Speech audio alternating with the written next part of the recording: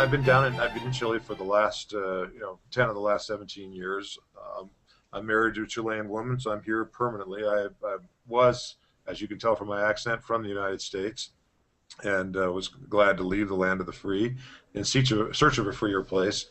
And my quest to come to Chile really started back in the 90s when I saw property rights going downhill, and I knew that it was only going to get worse up there. And it has. I've not been. My prediction has not been disappointed, although I certainly wish it hadn't happened that way. But I'm not the first to tell you that, or to hear for you to hear that. I mean, it's been one step down every so often, every few months or whatever, another major step down towards the abyss in the United States, just as it has been in Europe. Chile offers a tremendous benefit for many people who come from a libertarian, classical liberal, constitutional sort of political perspective, as well as people who have fairly traditional family values. When I was running for Congress in 2006, I called myself a pro-life libertarian because I wasn't really associated with other.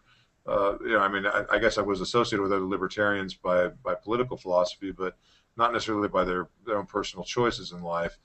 And Chile provides a means for many people like me to be, comfortably free. Now, I'm not making a statement that Chile is an absolutely free country or it's just anything even close to Hong Kong. I'm really not. Chile is a country that's moving in the right direction, where we have tremendous opportunities for growth and for employment and for business, relatively low taxes, especially if you structure yourself correctly.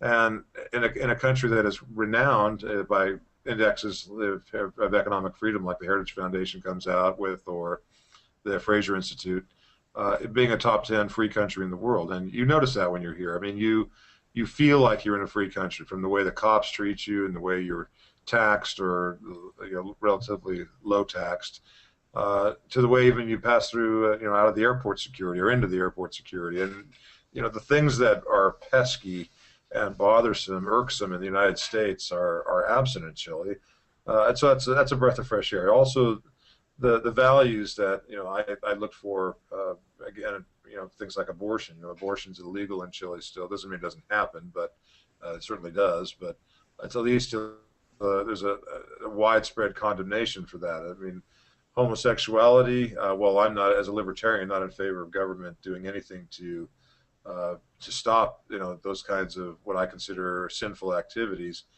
Certainly, it's not looked upon as being, acceptable or okay. Not to say again it doesn't exist; it certainly does. But it's kind of like 50 years ago in the United States. Maybe that's the best way to describe Chile socially. And I like that kind of environment. I have a traditional family here myself. My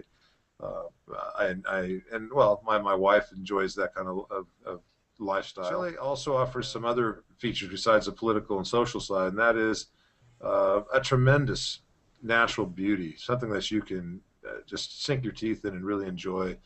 And I'd love to travel. I've been in 68 countries. I've been everywhere in Chile, literally. I lack only two towns, Palena and the Juan Bautista, the island of Juan Fernandez was a town there that have more than 500 people on it. I literally know every place that's significant in this country. I've traveled extensively in Chile, and that's why some have called me Dr. Chile in the past, because of that local knowledge.